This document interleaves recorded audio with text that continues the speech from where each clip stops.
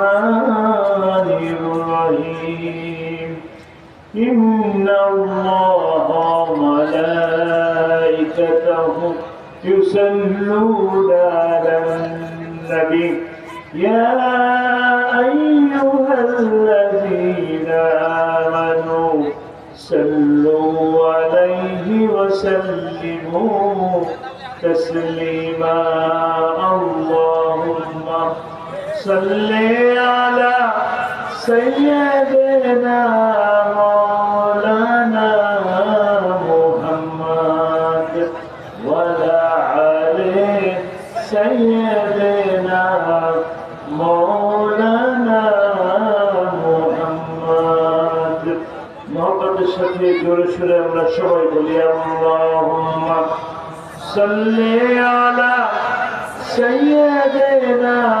মাওলানা মুহাম্মদ ওয়া আলা আলি সাইয়্যিদিনা মাওলানা মুহাম্মদ বালাগাল উলা বিকামালিহি كشف الدجى بجماله حسنت جميع خصاله صلوا عليه وآله حضرات علماء کرام গন্ধমরুয়া নুরানি হাফিজিয়া মাদ্রাসা উন্নয়ন কল্পে ও এলাকাবাসীর উদ্যোগে তাফসীরুল কোরআন মাহফিলের আজকের এই মাহফিলের সম্মানিত সভাপতি, জাতিগড়ার কারিগর, শিক্ষক, আমাদের এই অঞ্চলের মুরব্বী জনাব আলহাজ মোহাম্মদ জাহাঙ্গীর আলম বাবুল, আজকের অনুষ্ঠানের সম্মানিত প্রধান অতিথি জাতীয়তাবাদী দলের লালমনিরহাট জেলার সহসভাপতি জনাব মোহাম্মদ রকনউদ্দিন বাবুল, আজকের অনুষ্ঠানের সম্মানিত তাফসীর কারক, আন্তর্জাতিক খ্যাতি সম্পন্ন মুফাসসির কোরআন, বাংলাদেশ মজলিসুল মুফাসসিরিন রংপুর জেলার বিভাগীয় সেক্রেটারি এবং কেন্দ্রীয় সদস্য জনাব মাওলানা মোহাম্মদ ফখরুল ইসলাম হাদি হাফিজাহুল্লাহ এবং জনাব মোহাম্মদ নজরুল ইসলাম মানিক, আজকের অনুষ্ঠানের সম্মানিত বিশেষ অতিথি শহীদি কাফেলা বাংলাদেশ জামাত ইসলামী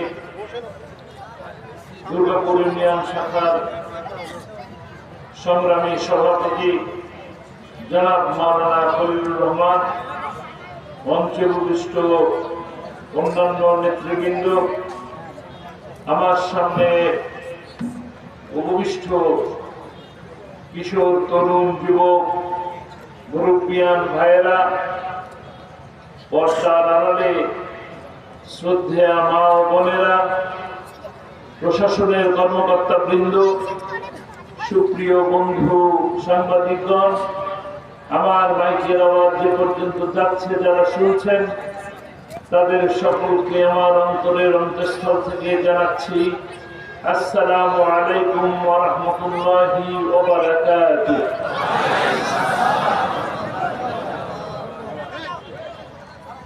সর্বপ্রথম মহান মনিবের দরবারে শুকরিয়া আদায় করি যে আল্লাহ রাব্বুল আলামিন আমাদেরকে দোয়া কবুলের একটি বিশেষ সময় আসর এবং মাগরিবের নামাজের মাঝামাঝি পর্যায়ে বসে কোরআনের কথা শোনার, জানার যে তৌফিক আল্লাহ তাআলা তৈরি করে দিলেন, সেই মহান মনিবের দরবারে বিনয় অবনত মস্তকে সমস্যারে আমরা সকলে শুকরিয়া আদায় করি, বলি আলহামদুলিল্লাহ। রব্বানা লাকাল হামদ হামদান কাসীরান তাইয়্যিবান মুবারাকান ফীহি। সেই সাথে একটি ধন্যবাদ জানাই আমাদের প্রিয় ভাই জনাব আতিকুর রহমান, জনাব নাইমুর রহমান খন্দকার, জনাব জুবাইদুল হক সহ ইন্তজাম কমিটির সকল সদস্যবৃন্দকে, যারা এত কষ্ট করে শ্রম দিয়ে, মেধা দিয়ে, অর্থ দিয়ে এই সুন্দর মাহফিলের আয়োজন করেছে, তাদেরকে কি একটি ধন্যবাদ দেওয়া উচিত কিনা? উচিত। উপস্থিত আপনাদের সকলের পক্ষ থেকে আমি ইন্তজাম কমিটিকে ধন্যবাদ জানাচ্ছি, শুভেচ্ছা জানাচ্ছি, মোবারকবাদ জানাচ্ছি। সেই সাথে কৃতজ্ঞতা জানাই যে আমাকেও আপনাদের মাঝে সামিল করার জন্য। আলহামদুলিল্লাহ, আমরা একটি বিশেষ মুহূর্তে, বিশেষ ক্ষণে উপস্থিত হয়েছি। বিশেষ ক্ষণ হলো যে দোয়া কবুলের একটি বিশেষ মুহূর্ত। আসরের পর মাগরিবের আগে আল্লাহ রাব্বুল আলামিন দোয়া কবুল করেন। এই সময় আমরা এখানে এসেছি এই দিনের বেলা, যেখানে এই তরুণ কিশোর যুবকেরা মাঠে ময়দানে খেলাধুলা করার কথা, যে সময়টাতে হাট বাজারে আড্ডা দেওয়ার কথা, সেই সময় এই ছেলেগুলি,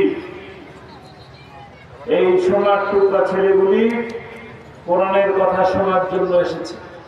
আমি আশা করি আল্লাহ তাআলা এই মাহফিলের উসিলায় এই এলাকাকে আবাদ করে দেবে।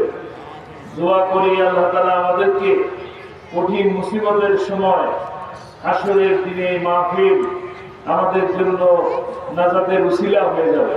বলি আমিন। আমরা কিছুদিন পর পর ভালো থাকি, এখন কেমন আছেন? এখন আলহামদুলিল্লাহ ভালো আছে। কিছুদিন আগে আমাদের দুরবস্থা ছিল। ঠিকই বলেছে, আলহামদুলিল্লাহ। ওনার ঠিকই বলার কথা। শিক্ষক মানুষ, অনেক কিছু দেখেছেন নাকি? অনেক কিছু দেখেছেন, অনেক কিছু জানেন, এবং শুধু জানেনই না, এই অঞ্চলে অসংখ্য মানুষ তার ছাত্র আছে। অনেককে জানিয়েছেন নাকি? শিখিয়েছেন, বুঝিয়েছেন, জীবন সম্পর্কে বুঝিয়েছেন। কিন্তু আমি একটু অন্যভাবে বলতে চাই। আমরা একটা সময় এই দেশ, এই বাংলাদেশ পাক ভারত উপমহাদেশের একটি খণ্ড ছিল। নিশ্চয়ই জানেন আপনারা, 1947 সালে দেশ ভাগের সাথে আমরা ভাগ হয়ে গেলাম, পড়লাম গিয়ে পাকিস্তানের সাথে। একসাথে ছিলাম, বৈষম্যের শিকার হলাম, বললাম ভালো নেই, আমরা ভালো নেই, আমাদের টাকা পয়সা অন্যরা নিয়ে যায়, আমাদের উন্নয়ন হয় না, তাদের উন্নয়ন হয়, আমাদের মাটির টাকা নিয়ে যায় তারা।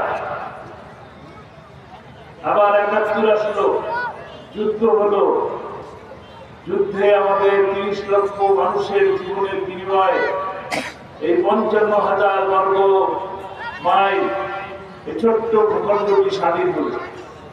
আমরা বললাম আলহামদুলিল্লাহ ভালো আছে। আমরা দোয়া করি সেই সমস্ত নিহতদের, যারা যুদ্ধে রণাঙ্গনে নিহত হয়েছে, দোয়া করি আল্লাহ তাআলা তাদেরকে শাহাদাতের মর্যাদা দান করুন, তাদের গুনাহ খাতাকে মাফ করুন। আবার সেই সাথে এটাও দোয়া করি, বিজয়ের মাস, এটা দোয়া করি আল্লাহ রাব্বুল আলামিন রণাঙ্গনের সেই বীর মুক্তিযোদ্ধাদেরকে, জীবিত মুক্তিযোদ্ধাদেরকে আল্লাহ তাআলা নেক হায়াত বাড়িয়ে দিন, সুস্থ রাখুন, স্বনির্ভর রাখুন। যতদিন হায়াতে আছে ততদিন যেন নিজের শক্তিতে নিজে চলতে পারে। কিন্তু স্বাধীনতার পরে আবার আমরা ভালো থাকতে পারলাম না।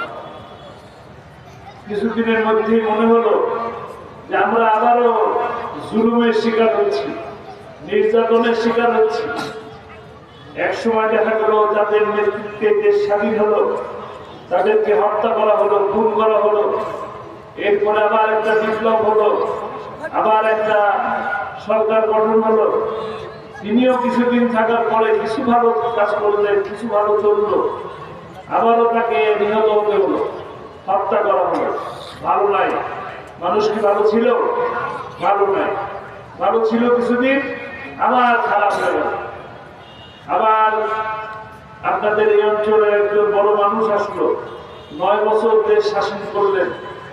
এরশাদ সাহেব 10 বছর বা সাজা খাটলেন, জেলে থাকা অবস্থায় আমার এমপিও হলেন, বহুবার এমপি হলেন। কিন্তু আমরা কিছুদিন ভালো থাকার পরে আবার বললাম ভালো নেই, আন্দোলন হলো। সেই আন্দোলনে এরশাদের পতন হলো। আবার খালেদা আসলো, খালেদার বিরুদ্ধে আন্দোলন হলো। আবার হাসিনা আসলো, তার বিরুদ্ধে আন্দোলন হলো। আবার 4 দলীয় জোট সরকার আসলো, আবার আন্দোলন হলো। আবার তো বিরাট বিশাল সময় ধরে 16টি বছর ধরে একটা শ্রেণী শাসন করলো, যারা কিনা আমাদেরকে নির্যাতন, নিপীড়ন, জেল, রিমান্ড কোনো কিছু দরকার নেই। সত্য কিনা? সত্য, ঠিক কথা। তার মানে কি ভালো নাই? ভালো আছি? ভালো নেই। কত আন্দোলন হলো, কত মানুষের জীবন গেল, অসংখ্য মানুষের জীবন।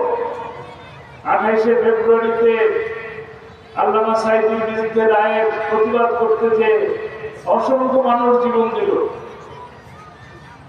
25শে ফেব্রুয়ারিতে সেনাবাহিনীর 57 জন অফিসার জীবন দিল। 5ই মেতে শাপলা চত্বরে রাতের আধারে লাইট অফ করে দিয়ে পাখির মতন গুলি করে হত্যা করে মানুষগুলোকে মেরে ফেলা হলো। শান্তি নাই। শান্তি আছে? শান্তি নাই। ক্ষমতায় থাকার জন্য এমন কাজ নেই যে কাজ তিনি করেন নাই, সব কাজ করেছে। শেষমেশ আমাদের সন্তান, সমতুল্য কলিজার টুকরা সন্তানেরা, ছাত্ররা, তারা একটা দাবি নিয়ে রাস্তায় দাঁড়ালো। সেই রাস্তায় দাঁড়ানো একটা অপরাধ হয়ে গেল। সেই অপরাধেও 2000 মানুষের জীবন গেছে। সেই 2000 মানুষের জীবন এবং 40,000 মানুষের আহত রক্তের বিনিময়ে আজকে আমরা এখন বলছি একটু ভালো আছি। এই ভালো থাকা কতদিন চলবে? আমরা দোয়া করি 16ই জুলাই থেকে 5ই আগস্ট পর্যন্ত যারা জীবন দিয়েছেন, আল্লাহ তাআলা তাদেরকে জান্নাত নসিব করুন। আর যারা আহত অবস্থায় এখনো বিছানায় অথবা হাসপাতালে কাতরাচ্ছেন, আল্লাহ তাআলা তাদেরকে সুস্থতা দান করুন, সুস্থতা পূর্ণ নিয়ামত দান করুন। কিন্তু আমরা তো শান্তি বেশিদিন থাকতে পারতেছি না। আবারও এখন দেখতেছি ষড়যন্ত্র হচ্ছে। সেই 28শে অক্টোবরে ষড়যন্ত্র হয়েছিল, আল্লাহু খায়রুল মাকিরিন। 28শে অক্টোবরে ষড়যন্ত্র হলো, সারা দেশ থেকে লগি বৈঠা নিয়ে যেতে বলল। ঢাকা শহরে 11 জন মানুষের উপরে লগি বৈঠা দিয়ে দিনের আলোয় পিটিয়ে পিটিয়ে হত্যা করে তারপরে নৃত্য করেছে। শান্তি আসে নাই। ক্ষমতায় যাওয়ার জন্য হত্যা, ক্ষমতায় থাকার জন্য হত্যা। কথা ঠিক আছে কিনা? ক্ষমতায় যাওয়ার জন্য হত্যা, ক্ষমতায় থাকার জন্য হত্যা। কিন্তু শান্তি প্রতিষ্ঠা হয় নাই। তারা নিজেরাও শান্তিতে থাকতে পারে নাই, দেশবাসীকেও শান্তি থাকতে চায়। শান্তি কোথায়? শান্তি কোথায়? শান্তি হলো জানতে হবে শান্তিটা কোন জায়গায়। শান্তি জানতে হবে শান্তি কোথায়। জানতে হবে যে এই দুনিয়াতে যিনি সৃষ্টি করছেন তিনি কে? এই মাটি সৃষ্টি করছেন, এই জমিন কার? এই আসমান কার? এই পানি কার? এই সৌরজগৎ কার? আমি আপনি কার? তো বিধান চলবে কার? বিধান চলে যে আল্লাহ আমাদেরকে সৃষ্টি করলেন, সেই আল্লাহর বিধান চলে না বলেই এত যুদ্ধ, এত মারামারি, এত কাটাকাটি, এত হানাহানি, এত দর্শন, এত মামলা হামলা, নির্যাতন। কথা কি ঠিক? ইনিল হুকমা ইল্লা লিল্লাহ। আমাদের এই যে আপনাদের হাতে হাতে মোবাইল, সকলের হাতে মোবাইল নাকি? এই মোবাইল তিনি বানিয়েছেন, যে কোম্পানি বানিয়েছেন, তিনি তো একটা সিস্টেম দিয়ে দিচ্ছেন কিনা? সেই সিস্টেমের বাইরে যদি আপনি চলতে চান, মোবাইল কি চলবে না হ্যাং হয়ে যাবে? মোবাইল হ্যাং হয়ে যাবে। আল্লাহ যে সৃষ্টি করলেন আমাদেরকে, তার তিনি তো আমাদের একটা সিস্টেম দিয়ে দিলেন, বিধান দিয়ে দিলেন, কিভাবে চলতে হবে সেই পথ দেখিয়ে দিলেন, সিরাতুল মুস্তাকিম দেখিয়ে দিলেন। সেই পথ দেখানোর জন্য গাইড পাঠিয়ে দিলেন আমাদের প্রিয় নবী হযরত মুহাম্মদ সাল্লাল্লাহু আলাইহি ওয়াসাল্লাম। দেখানো পথ আমরা ভুলে গেছি, পাঠানো কোরআন ভুলে গেছি। পাঠানো কোরআন দেখি না, পড়ি না, বুঝি না, যে কারণে শান্তি পাই না। ঘরেও শান্তি নাই, রাস্তায়ও শান্তি নাই, বাজারেও শান্তি নাই, অফিসেও শান্তি নাই, কোথাও শান্তি নাই। সবাই চেষ্টা করতেছে আলুম মালুম খালু। কথা ভুল না সঠিক? দেখে কোন প্রাণী কি আছে যে প্রাণীটা বছরকে বছরের খাবার গুদামজাত করে? মানুষ ছাড়া কেউ নাই, শুধু আলুম মালুম খালু। এই যে বছরকে বছরের জন্য খাদ্য সংগ্রহ করার জন্য, অথবা আমি কি খাবো, আমার পরে আমার সন্তানরা কি খাবে, তারপরে নাতিপুতিরা কি খাবে, তারপরে সাথীবাতিরা কি খাবে, এত মানুষের চিন্তা করে সবার খাদ্য কেনার টাকা মজুত করতেছি, খাদ্য মজুত করতেছি, সম্পদ বানাচ্ছি, আরেকজনের সম্পদ দখল করতেছি।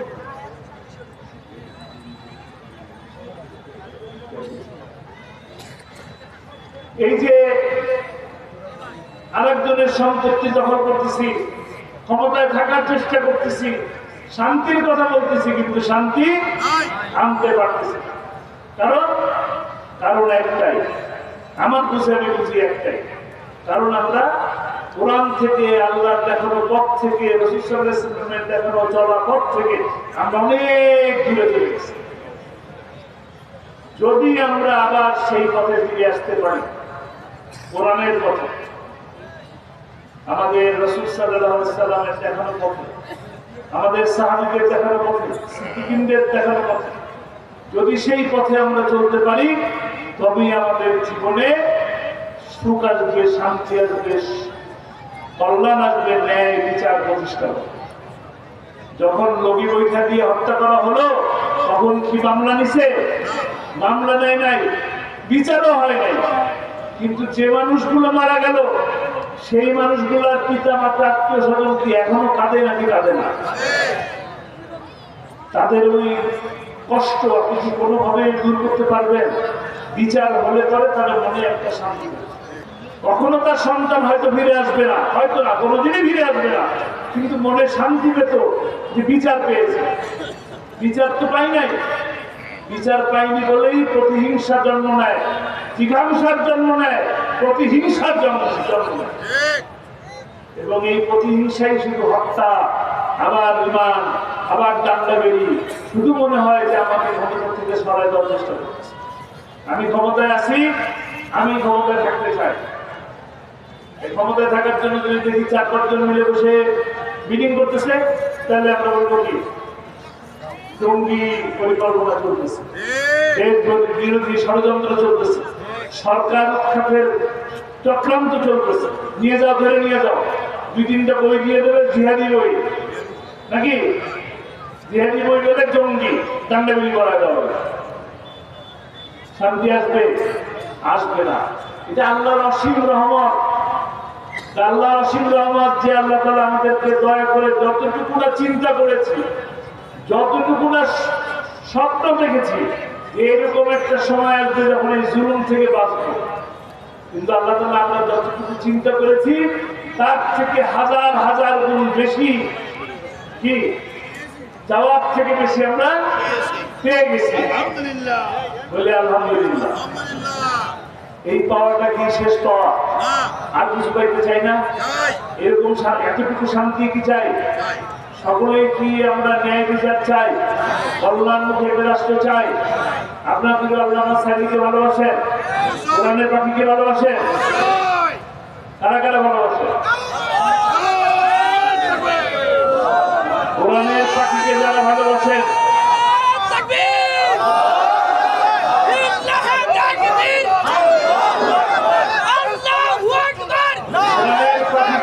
ভালোবাসেন তাদের কাছে আমার ছোট্ট একটি প্রশ্ন, কোরআনের পাখিকে যে ভালোবাসেন আপনারা কি তার আত্মীয় হন নাকি তিনি আপনাদের আত্মীয়? আত্মীয় হন না, তাহলে ভালোবাসেন আল্লাহর জন্য। কোরআনের পাখিকে ভালোবাসেন আল্লাহর জন্য, কোরআনের জন্য। তার মুখে কোরআনের তেলাওয়াত, তার মুখে কোরআনের তাফসীর আপনাদেরকে ভালো লাগছে তো? এর বেশি কিছু আছে? এর বেশি কিছু নেই। তিনি একটি শব্দের কথা আপনাদেরকে বলতেন, তিনি বলতেন আমার মৃত্যু যেন শাহাদাতের মৃত্যু না। কিন্তু তাকে তো 13 বছর জেলের মধ্যে বন্দী রেখে জেল থেকে হাসপাতালে নিয়ে আসা হলো হার্ট অ্যাটাকের কথা বলে। হার্ট অ্যাটাকের কথা বলে নিয়ে এসে হাসপাতালে নিয়ে যাওয়া হলো। দেখা গেল কি তিনি হেঁটে নামলেন, হুইল চেয়ারে বসলেন নাকি? হার্ট অ্যাটাকের পেশেন্ট কি হুইল চেয়ারে বসতে পারে? বসতে পারে না। হার্ট অ্যাটাকের পেশেন্ট কি এত সুন্দর করে হাসি দিতে পারে? হার্ট অ্যাটাকের পেশেন্ট কি এইভাবে বলতে পারে যে আমরা ভালো আছি আলহামদুলিল্লাহ? বলতে পারে? বলতে পারেন না।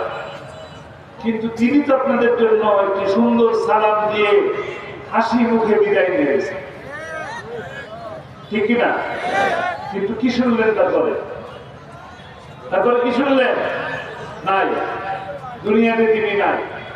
দুনিয়াতে তো তিনি নাই।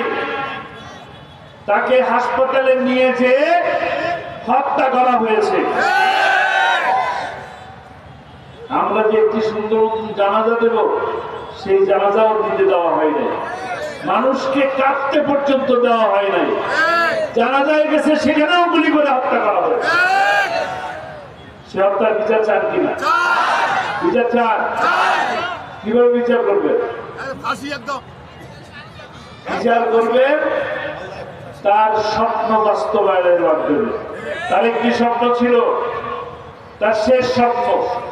তিনি প্রায় মাহফিলে বলতেন কোরআনের রাজ প্রতিষ্ঠা হয়েছে, এই দৃশ্য দেখে যেন আমার মৃত্যু হয়। কোরআনের রাজকে আমরা প্রতিষ্ঠা করতে পেরেছি? করতে পারি নাই। কিন্তু আমাদের সেই স্বপ্ন বাস্তবায়ন করতে হবে। সেই সময় এসেছে, সামনে দিন আসতেছে কোরআনের রাজ প্রতিষ্ঠার দিন। আমরা শান্তি পাই নাই, অনেক অনেক দেখেছি, শান্তি পাই নাই, ন্যায় বিচার পাই নাই। আমরা ন্যায় বিচার চাই, কল্যাণমুখী একটি রাষ্ট্র চাই। কল্যাণমুখী রাষ্ট্রের জন্য কি করতে হবে? আল্লাহর আইন প্রতিষ্ঠা করতে হবে এবং সৎ লোকের শাসনকে প্রতিষ্ঠা করতে হবে। রাজি আছি?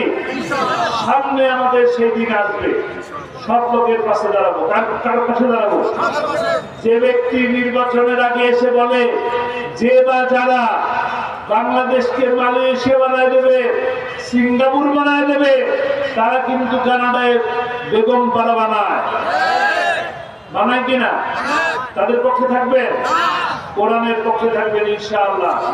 যারা মানুষের পাশে থাকে, মানবতার পাশে থাকে, মানুষের কল্যাণের পাশে থাকে, গরিবের পাশে থাকে, তাদের পাশেই থাকবেন ইনশাআল্লাহ।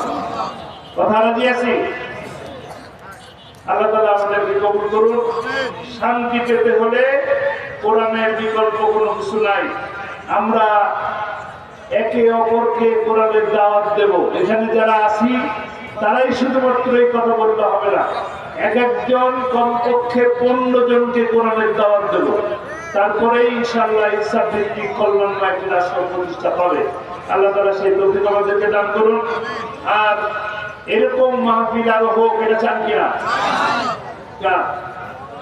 আল্লামা সাঈদীকে ভালোবাসেন, আগেও বলছেন ভালোবাসেন। আল্লামা সাঈদীর মতন কোরআনের পাখি বাংলাদেশে কি আছে? আবার হোক তা চান? কোরআনের পাখি আরো সৃষ্টি হোক তা চান? যদি চান কোরআনের পাখি বাংলাদেশে আবারও আরো একজন তৈরি হোক, একজন, শতজন, হাজার জন তৈরি হোক, এরকম যদি চান তবে মাদ্রাসার সাথে, স্কুলের সাথে, কলেজের সাথে সম্পৃক্ত হতে হবে। যারা দিন শিক্ষা দেয় তাদের পাশে থাকতে হবে। আপনাদের এই যে মাদ্রাসা কনকমরুয়া নুরানি হাফিজিয়া মাদ্রাসা, এই মাদ্রাসার পাশে থাকবেন? কারা কারা রাজি আছে? সকলে এই মাদ্রাসার সাথে থাকবে। এই মাদ্রাসা ইনশাআল্লাহ দোয়া করি এই মাদ্রাসা থেকে একদিন কোরআনের পাখি আল্লামা সাঈদীর মতন একজন বের হবে। সেই চেষ্টা তারা করুক, তাদের এই প্রচেষ্টা কবুল হোক, এই দোয়া করি। আরেকটা সাথে আরেকটা আবেদন, কর্তৃপক্ষ আমাকে বলার জন্য বলেছেন মহিলাদের মধ্যে কিছু কালেকশনের জন্য ব্যাগ যাবে। আপনারা মেহরবানি করে মা বোনরা যতটুকু সাহায্য করতে পারেন, উপস্থিত যারা আছেন তারা যতটুকু সাহায্য করতে পারেন আপনারা সেই উদার হস্তে সাহায্য করবেন, কারণ এই সাহায্য আপনার আমলনামায় দেখা হবে। যদি কিনা এখান থেকে একজনও আলেম তৈরি হয়ে বের হয়, একজনও যদি হাফেজ হয়ে বের হয়ে আসে, সেই হাফেজ যখন তারাবির নামাজ পড়াবে, দোয়া করবে, তখন আপনার জন্য অটোমেটিক সেই দোয়া চলে যাবে। যাবে কিনা? ভুল বললাম? আল্লাহ তাআলা আমাদের সকলকে কবুল করুন। আমার তৌফিক ইল্লা বিল্লাহ। আসসালামু আলাইকুম ওয়া রাহমাতুল্লাহ।